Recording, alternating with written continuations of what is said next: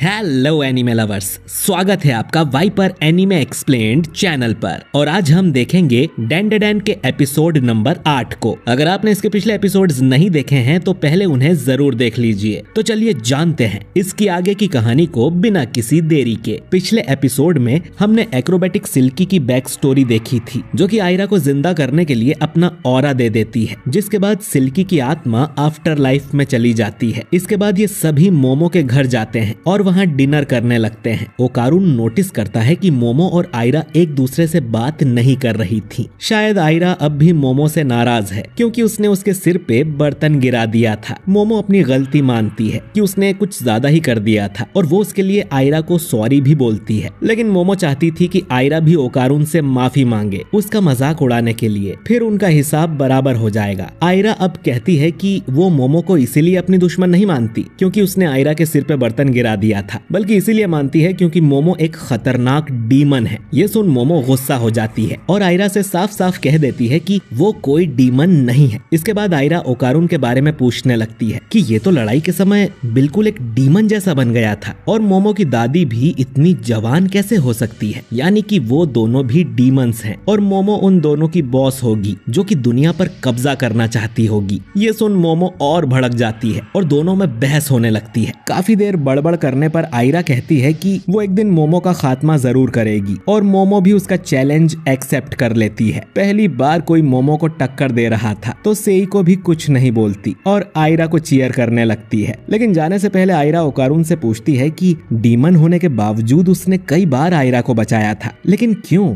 मोमो उसे फिर से कहती है कि वो डीमन नहीं है, पर आयरा को मोमो की किसी भी बात पर यकीन नहीं था। ओकारुन कहता है कि अगर कोई मुश्किल में हो तो उसकी हेल्प करनी चाहिए, इसके लिए किसी रीजन की जरूरत नहीं होती। ये सुन आयरा शॉक हो जाती है और उसे लगता है कि ओकारुन के अंदर अब भी थोड़ी इंसानियत बाकी है। वो ओकारुन से कहती है कि वो एक दिन उसे मोमो के चंगुल से आजाद जरूर करवाएगी। इतना कहकर वो शर्माते हुए यहाँ से चली जाती है, जो कि मोमो को अच्छा नहीं लगता। वहीं आयरा भागते हुए सोच रही थी कि वो एक इंसान है और ओकारुन एक डीमन, उनके बीच कोई रिश्ता नहीं होना चाहिए। इसके बाद टर्बो ग्रैनी ओकारुन की बॉल को वापस उसकी सही जगह लगाने लगती है, जिसके लिए सेइको और टर्बो ग्रैनी एक बेसबॉल का गेम खेलती हैं। टर्बो ग्रैनी उस गोल्डन बॉल को जोर से फेंकती है और सेइको उसे अपने बैट से मारने की कोशिश करती है, लेकिन वो चूक जाती है और वो बॉल सीधा ओकारुन को जाके लगती है। ओकारुन चिल्लाने लगता है, उसे अपनी एक बॉल मिल चुकी है, जिसके लिए सब खुश होते हैं। लेकिन अगले दिन स्कूल में मोमो और ओकारुन बात करते हैं कि दूसरी बॉल कहाँ पर होगी, इन्हें कुछ नहीं पता।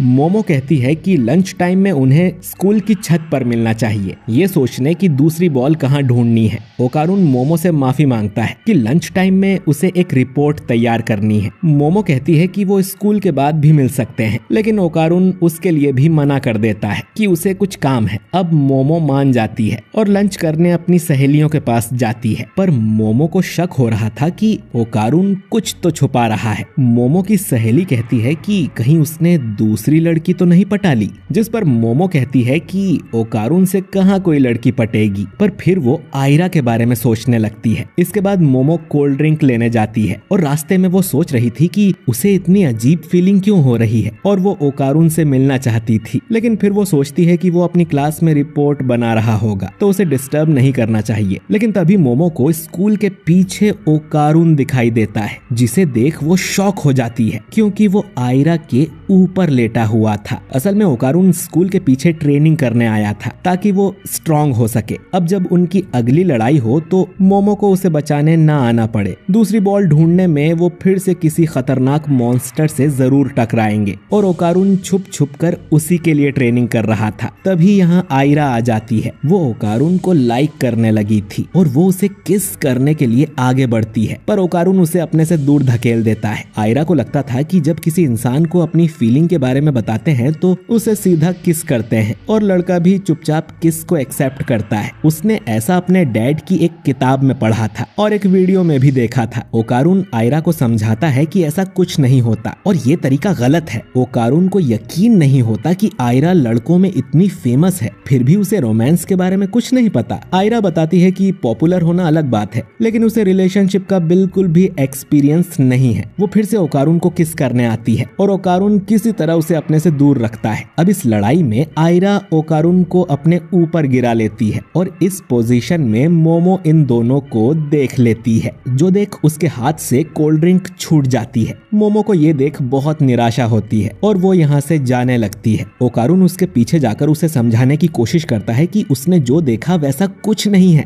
लेकिन मोमो उसकी एक बात नहीं सुनना चाहती थी, क्योंकि उसने मोमो से झूठ बोला था कि वो रिपोर्ट बना रहा है, जबकि वो तो आयरा के साथ मेकआउट करने में लगा हुआ था। उसकी शर्ट भी खुली थी और उसे पसीने भी आ रहे थे, तो उसे बहाने बनाने की जरूरत नहीं है। ओकारुन फिर से बताने की कोशिश करता है, लेकिन मोमो गुस्से में उसे चुप कर देती है और अपनी क्लास में चली जाती है। क्लास के दौरान भी मोमो बार बार ओकारुन के बारे में सोच रही थी और उसका बिल्कुल मन नहीं लग रहा था और वो पागलों की तरह हरकत कर रही थी। उसकी सहेलियों को लगता है कि इस पे जरूर भूत चढ़ गया है। वहीं इधर ओकारुन सोच रहा था कि उसे मोमो को सब सच बताना चाहिए कि उसने झूठ बोला था, ताकि वो छुपकर ट्रेनिंग कर सके और मोमो को सरप्राइज कर दे। लेकिन अब उसे बहाने छोड़कर स्ट्रॉन्ग होने पर ध्यान देना होगा। तभी अचानक ओकारुन देखता है कि उसकी क्लास में पानी भर गया था और उसके सारे क्लासमेट्स गायब हो गए थे। तभी उसे बाहर से किसी की आवाज आती है और वो हॉल में जाता है। ये आवाज आयरा की थी। इनके सारे क्लासमेट्स गायब हो चुके हैं और विंडो के बाहर घुप अंधेरा है। आयरा को लगता है कि ये काम जरूर मोमो का होगा। ओकारुन अब मोमो को ढूंढने जाता है, लेकिन वो अपनी क्लास में नहीं थी। ओकारुन को ऐसा लग रहा था जैसे वो इस तरह की जगह पे पहले भी आ चुका है। वहीं इधर मोमो विंडो खोलकर यहाँ से भागने की कोशिश कर रही थी, लेकिन विंडोज पूरी तरह लॉक्ड थी। पानी का लेवल भी बढ़ता जा रहा था। मोमो सोचने लगती है कि पता नहीं ओकारुन कहाँ होगा या ये सब सिर्फ उसी के साथ हो रहा है। लेकिन ओकारुन के बारे में सोचकर उसे फिर से गुस्सा आने लगता है। तभी उसे अपने पीछे से कुछ आवाज आती है और वहाँ पर वो एक बड़े से सांप जैसा क्रीचर देखती है और उसे देखकर क्लास में छुप जाती है। लेकिन पानी में जरा सी भी हलचल करने से भी उस क्रीचर को मोमो के बारे में पता चल जाता है और वो उसे ढूंढने लगता है। इसके बाद ये गॉडजिला की तरह अपने मुंह से ब्लास्ट करता है और मोमो की क्लासरूम को डिस्ट्रॉय कर देता है। इसके बाद ये क्रीचर यहाँ से चला जाता है, लेकिन मोमो को कुछ भी नहीं हुआ था और वो सोचने लगती है कि ओकारुन कहाँ पर है। वहीं इधर ओकारुन और आयरा को भी उस क्रीचर के ब्लास्ट की आवाज आती है। आयरा पूछने लगती है कि ये सब क्या हो रहा है। ओकारुन को भी कुछ नहीं पता था, पर वो बताता है कि उसके और मोमो के साथ ऐसा पहले भी हो चुका है, जब एक एलियन ने उन्हें चारों तरफ से कैद कर दिया था और उस समय भी काफी अंधेरा था। जब उन्होंने उस एलियन को हरा दिया था तब सब कुछ नॉर्मल हो गया था। आयरा ये सुनकर हैरान हो जाती है और पूछने लगती है कि एलियंस सच में होते हैं। ओकारुन कहता है कि बिल्कुल होते हैं, बल्कि वो तो भूतों से भी ज्यादा बुरे होते हैं। आयरा पूछती है कि एलियंस को उनसे क्या चाहिए, जिस पर ओकारुन बताता है कि शायद वो इंसानों के रिप्रोडक्टिव ऑर्गन्स कलेक्ट कर रहे हैं। तभी इन दोनों के सामने एक केकड़े के सिर वाला एलियन आ जाता है, जिसने अपने हाथ में बॉक्सिंग ग्लव्स पहने हुए थे और ये बोल भी रहा था। ये एलियन इन पे अटैक करता है तो ओकारुन तुरंत ही टर्बो ग्रैनी वाले मोड में आकर आयरा को बचा लेता है। ओकारुन फिर आयरा को यहाँ से जाने को कहता है ताकि वो इस एलियन से लड़ सके, पर अचानक ही ओकारुन को चक्कर आने लगते हैं और वो वापस अपने असली रूप में आ जाता है। ये काम किया था उन सर्पो एलियंस ने, जिन्हें हमने पहले एपिसोड में देखा था, और वो अब ओकारुन से बदला लेने आए हैं। आयरा उन्हें क्रॉस दिखा के डराने की कोशिश करती है, पर ओकारुन उसे यहाँ से भागने को कहता है क्योंकि ये एलियंस लड़कियों को ही टारगेट करते हैं। एक एलियन अपनी पावर से आयरा को दूर फेंक देता है और बोलता है कि उन्होंने ये जगह इस तरह से एडजस्ट कर दी है कि सिर्फ हाई स्पिरिचुअलिटी वाले लोग ही इसमें एंटर कर सकते हैं। तो आसान शब्दों में इन एलियन ने यहाँ डोमेन एक्सपेंशन कर दिया है। खैर, ये एलियन ओकारुन को बताते हैं कि वो यहाँ इसीलिए आए हैं क्योंकि उन्हें ओकारुन का बनाना चाहिए। ओकारुन बेचारा चिल्लाता है कि सब उसके बनाना के पीछे ही क्यों पड़े हैं। इन एलियंस ने जब पिछली बार ओकारुन की पावर्स देखी थी तो ये काफी इम्प्रेस हो गए थे और अब इन्हें ओकारुन की पावर्स भी चाहिए।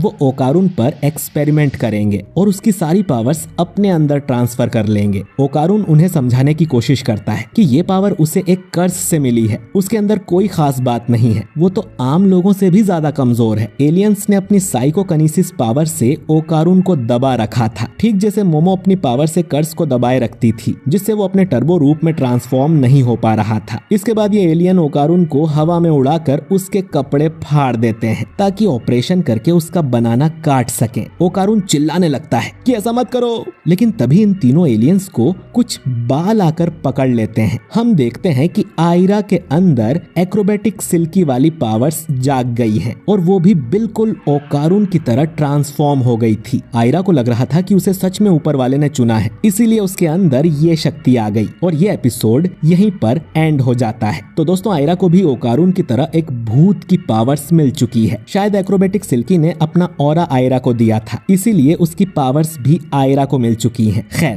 पिछले एपिसोड में सिल्की आर्क खत्म हो गया था और अब सर्पो आर्क शुरू हो चुका है। अब ये तीनों इन सर्पो एलियंस से बच पाएंगे या नहीं, जानने के लिए अगला एपिसोड जरूर देखें। वीडियो अच्छा लगा हो तो इसे लाइक और शेयर कीजिए, कमेंट करके बताइए कि आपको ये एपिसोड कैसा लगा। और अगर आप हमारे चैनल वाइपर एनीमे एक्सप्लेन्ड पर नए हैं तो हमारे चैनल को सब्सक्राइब करके बेल आइकन जरूर दबाइए। मैं मिलता हूँ आपसे बहुत ही जल्द अगले वीडियो के साथ। शुक्रिया।